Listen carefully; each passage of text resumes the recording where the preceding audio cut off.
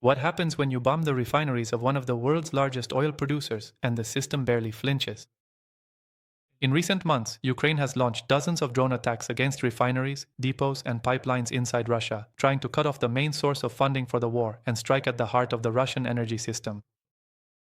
The data circulating today indicates that, despite these strikes, Russia's total refining volume has only dropped by about 3% so far this year. How is that possible? Because the refineries were operating with quite a bit of idle capacity and have been bringing reserve units online, quickly repairing the damaged ones and redistributing the load among plants that weren't hit. At the peak of the attacks, nearly a fifth of refining capacity was out of service, but fuel production fell much less than expected. Of course, every repair costs money, time, and above all, exposes a structural vulnerability.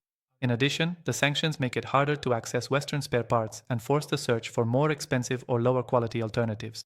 So, the big question is not just how much gasoline Russia is producing today, but how long it can keep up this constant patchwork if the attacks continue and economic pressure increases. At TrendOil Vision, we see one thing clearly. Behind every figure, 3% less, 20% offline, millions of barrels per day, there are people living in fear, markets becoming more fragile, and a planet that continues to pay the environmental cost of a prolonged war. It's not about choosing sides, but about understanding that an energy system built on conflict will always be unstable. What do you think? Are these attacks speeding up the end of oil dependency, or are they just redistributing the pain without changing the core of the story? TrendOil Vision.